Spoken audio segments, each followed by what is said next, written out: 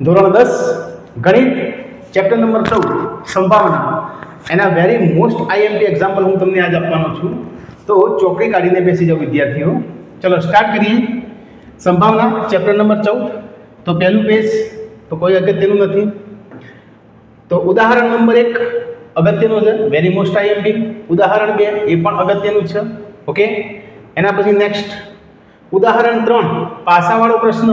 બરોબર, જરૂરી નથી કે આવા અવલોકન પૂછાય, અવલોકનો અલગ અલગ હોઈ શકે, પણ પાસાવાળો પ્રશ્ન તમારે અગત્યનું છે એ કરી દેવાનો.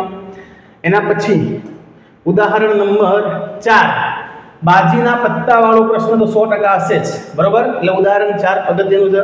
5 અને 6 એ અગત્યના નથી. એના પછી 7 પણ અગત્યનું નથી, પણ એક્ઝામ્પલ નંબર 8 એ બહુ જ અગત્યનું એક્ઝામ્પલ છે, એ ખાસ કરીને જવાનું છે. સંભાવના ચેપ્ટર તમારે ઓલરેડી સંભાવના અને આંકડાશાસ્ત્ર એ બંને ચેપ્ટરમાંથી પહેલી પરીક્ષામાં 38 માર્ક્સનું પૂછાય છે.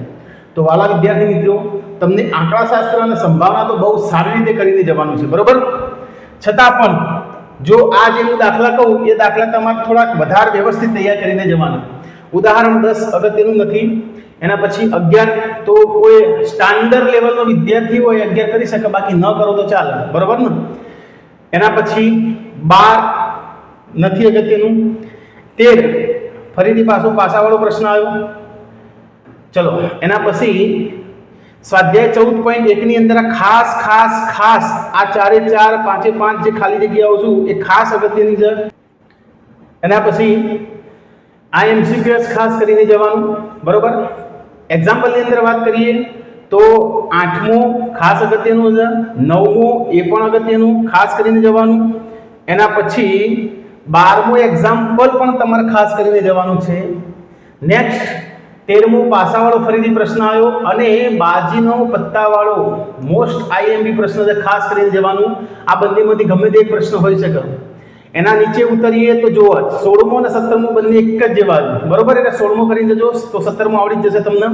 એના પછી નીચેની વાત કરીએ તો એક 21મો પ્રશ્ન કરવા જેવો છે, રાઈટ. અને છેલ્લે આ પાસાવાળો સિક્કાવાળો જે પ્રશ્ન છે, પાસાવાળો નહીં સિક્કાવાળો જે પ્રશ્ન, સિક્કાને 2 વાર ઉછાળવાના, 3 વાર ઉછાળવાના કે 1 વાર ઉછાળવાના, એનો 100% એક દાખલો હશે જ. તો આની અંદર એવું જરૂરી નથી કે આ જ પરિણામો હોય. આપણે જે તે સમયે વિડીયો અપલોડ કરેલા જ છે, એમાં સિક્કાવાળા, પાસાવાળા અને બાજીના પત્તાવાળા ત્રણેના એક્ઝામ્પલો અલગ અલગ પરિણામોવાળા શીખવેલા છે. તો આ અગત્યનો પ્રશ્ન છે, પણ પરિણામ આ જ હોય, 3 છાપ અને 3 કાંટો હોય એવું જરૂરી નથી, કોઈ પણ પરિણામ હોઈ શકે. બરોબર, તો 23મું ખાસ કરીને જવાનું. તો આટલા પ્રશ્નો હતા વેરી મોસ્ટ આઈએમપી. વિદ્યાર્થી મિત્રો, ખાસ તમે આ ચેપ્ટરની અંદર આ જે એક્ઝામ્પલ આપ્યા એ એક્ઝામ્પલ ખાસ વ્યવસ્થિત તૈયાર કરીને જશો.